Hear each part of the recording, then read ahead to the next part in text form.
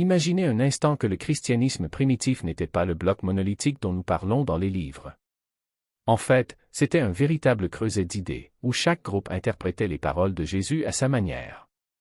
Et parmi ces courants, l'un des plus intrigants était celui des gnostiques, ceux qui ont osé remettre en question tout ce que nous pensions savoir sur Dieu, la création et le salut.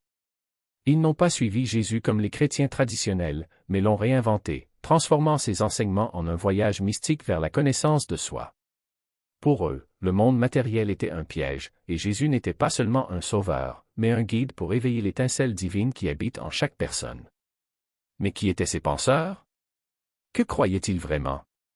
Et pourquoi ces idées ont-elles disparu des documents historiques, pour refaire surface des siècles plus tard dans des manuscrits cachés? Dévoilons ensemble les mystères des chrétiens gnostiques et les secrets qu'ils ont tenté de préserver. Gnose, mot grec qui signifie « connaissance », ne faisait référence à aucune connaissance intellectuelle, mais à une profonde sagesse spirituelle, une compréhension directe et mystique du divin. Les gnostiques sont apparus dans les premiers siècles de l'ère chrétienne, exactement au moment où ce que nous appelons aujourd'hui le christianisme orthodoxe commençait à se consolider. Ses origines sont une énigme. Certains chercheurs soutiennent que le gnosticisme s'est inspiré de sources pré-chrétiennes telles que le platonisme, le zoroastrisme et le mysticisme juif. D'autres pensent qu'il est né au sein du mouvement chrétien lui-même. Ce qui n'est pas contesté, c'est qu'au IIe siècle, le gnosticisme était déjà un courant influent et bien défini au sein du christianisme. Ce qui rend les gnostiques si fascinants, c'est la manière radicale avec laquelle ils ont réinterprété les concepts fondamentaux de la foi. Pour eux, le vrai Dieu n'était pas le créateur biblique, mais une entité lointaine et ineffable connue sous le nom de monade ou de l'un. Cet être suprême, au-delà de la compréhension humaine, était pur, parfait et complètement séparé du monde matériel imparfait.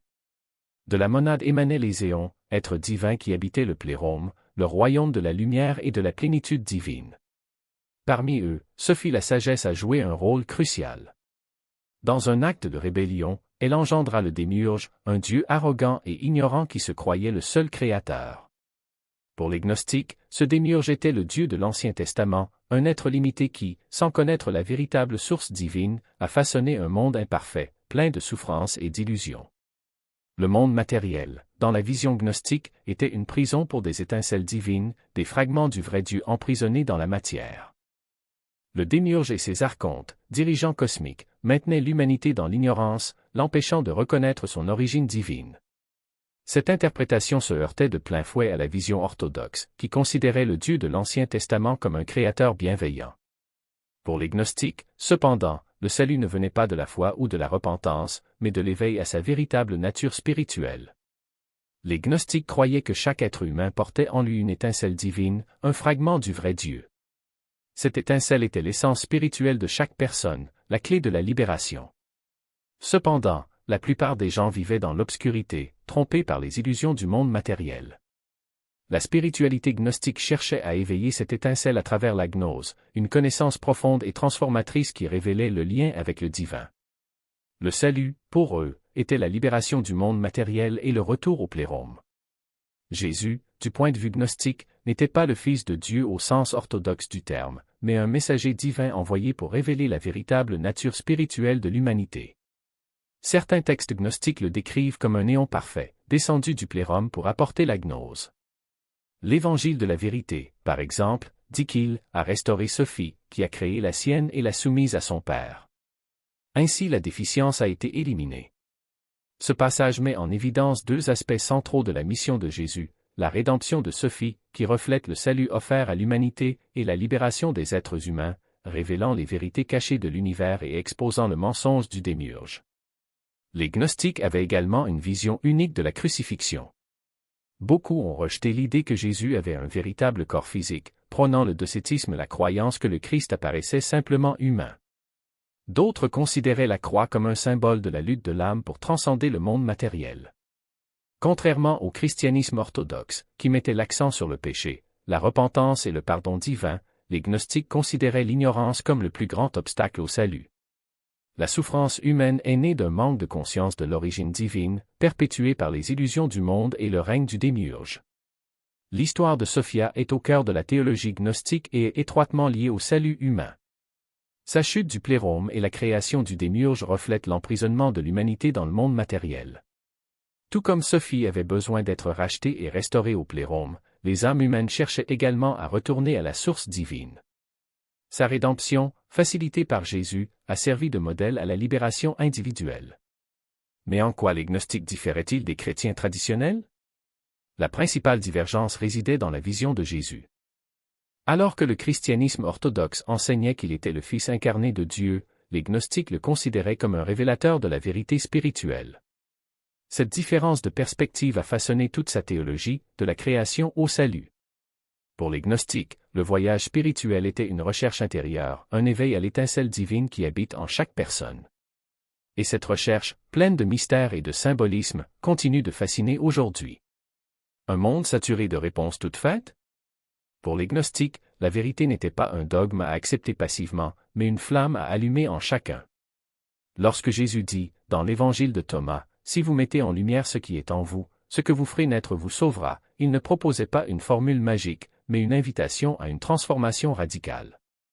Il ne s'agissait pas de suivre des rituels extérieurs ou de se soumettre à des hiérarchies, mais de s'éveiller à l'étincelle divine qui vit en nous, une idée qui résonne fortement à une époque où beaucoup recherchent la spiritualité en dehors des structures traditionnelles. Le rejet des institutions par les gnostiques n'était pas un simple caprice, mais une conséquence logique de leur vision du monde. Si le salut dépendait de la connaissance intérieure, pourquoi se soumettre aux dogmes imposés par une Église en formation? Pourquoi accepter des sacrements comme le baptême ou l'Eucharistie si le vrai chemin était l'expérience directe du divin? L'Évangile de Philippe, par exemple, décrit ces rituels non pas comme des actes mécaniques mais comme des mystères, des portails permettant de transcender l'illusion du monde matériel. Pour eux, la création était une erreur, un voile qui nous emprisonnait, et ce n'est qu'à travers ces mystères qu'il était possible d'échapper à ces liens. Cet accent mis sur l'expérience personnelle, plutôt que sur l'obéissance aveugle, fait du gnosticisme une voie inconfortable et fascinante même aujourd'hui. Et qu'en est-il de votre éthique? Ici, les contradictions deviennent encore plus révélatrices. Certains gnostiques ont adopté une ascèse extrême, renonçant au plaisir matériel comme moyen de purifier l'âme. D'autres, cependant, ont adopté une position libertine, arguant que si le monde physique n'avait aucune importance, les lois morales conventionnelles n'étaient rien d'autre que des conventions vides de sens. Cette dualité n'était pas de l'hypocrisie, mais le reflet de sa croyance fondamentale, la matière était imparfaite et ce qui comptait était la liberté spirituelle. Quelle que soit la voie choisie, l'objectif reste le même, la recherche de la gnose, la connaissance qui libère. Le mouvement a prospéré entre le IIe et le IIIe siècle, notamment en Méditerranée orientale, où les communautés gnostiques coexistaient avec d'autres groupes chrétiens. Mais son existence est marquée par des tensions croissantes. Alors que certains des premiers dirigeants de l'Église, comme Irénée de Lyon, les attaquaient avec véhémence, les accusant de blasphème et d'immoralité, les gnostiques répondaient par une question inconfortable. Pourquoi la vérité a-t-elle besoin de gardiens? La réponse de l'orthodoxie émergente a été implacable. Des papes comme Pie Ier et des empereurs comme Théodose Ier ne se sont pas contentés de les marginaliser, ils les ont persécutés, brûlé leurs textes et effacé leur voix de l'histoire officielle. Pourtant, les idées gnostiques n'ont jamais complètement disparu. Ils ont survécu dans des courants mystiques, dans des mouvements comme le catharisme médiéval et même dans des philosophies modernes qui valorisent l'introspection et la liberté spirituelle.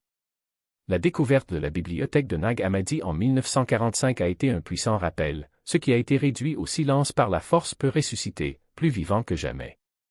Ces textes, enfouis depuis des siècles dans le désert égyptien, révèlent une spiritualité qui défie le temps, une spiritualité qui ne se contente pas de réponses toutes faites, mais qui exige que chacun cherche ses propres vérités. Alors pourquoi le gnosticisme est-il toujours important? Parce qu'il nous confronte à des questions que l'orthodoxie évite souvent. Après tout, qu'est-ce que le divin? Une entité lointaine à craindre ou une présence intime à découvrir? Que signifie être humain? Un pécheur condamné ou un être doté du potentiel de s'éveiller? Comment trouver la vérité? Par la soumission ou le courage de remettre en question? Les gnostiques n'ont pas proposé de réponse facile, mais ils ont proposé quelque chose de plus précieux, la possibilité que la vérité ne soit pas extérieure à nous, mais intérieure. Et, dans un monde où les institutions religieuses semblent souvent plus préoccupées par le pouvoir que par l'illumination, c'est un message qui mérite d'être entendu. Un monde qui semble déchiré, où le chaos se déguise en ordre et où les certitudes se dissolvent comme de la fumée. L'histoire des gnostiques n'est pas seulement une histoire d'idées, c'est le témoignage d'une lutte pour l'existence au milieu d'une époque qui les a rejetés, qui les a traités d'hérétiques, qui a tenté d'effacer leur voix. Et pourtant, ils ont persisté. Parce que la vérité, lorsqu'elle est authentique, ne fléchit pas face à la persécution. Ils brûlent en silence, attendant le bon moment pour être redécouverts. Réfléchissez maintenant, et si cette étincelle gnostique, cette étincelle de questionnement, cette soif de quelque chose au-delà du dogme ne se limitait pas à un passé lointain? Et s'il était vivant, palpitant en chacun de nous, attendant d'être réveillé? Peut-être que nous ne sommes pas tous des philosophes ou des mystiques, mais qui n'a pas ressenti ce moment de profond doute, s'est aperçu que l'univers est bien plus que ce qu'on nous a enseigné? Qui n'a jamais regardé les étoiles et ne s'est demandé s'il y avait effectivement un feu divin caché en elles? Ici, dans cet espace, nous souhaitons explorer ces questions et bien d'autres. Mais nous ne le ferons pas seuls. Nous voulons avoir de vos nouvelles. Quel thème vous intrigue? Quel mystère vous défie? Quelles histoires méritent d'être mises en lumière? Vos suggestions ne sont pas seulement les bienvenues, elles sont essentielles. Ils guident ce que nous créons, alimentent nos enquêtes et, oui, contribuent à faire en sorte que ces idées atteignent davantage de personnes. Chaque commentaire, chaque like, chaque partage est un pas en avant. Nous ne faisons que commencer. Il y a tellement plus à venir, des secrets oubliés, des connexions inattendues, des vérités qui attendent d'être révélées. Si ce que vous avez vu ici résonne, si quelque chose en vous dit « oui, il y a plus que ça », alors rejoignez-nous. Inscrivez-vous, activez la cloche et préparez-vous. Parce que l'éveil n'est pas une destination, c'est un voyage. Et ça commence maintenant. Jusqu'à la prochaine fois.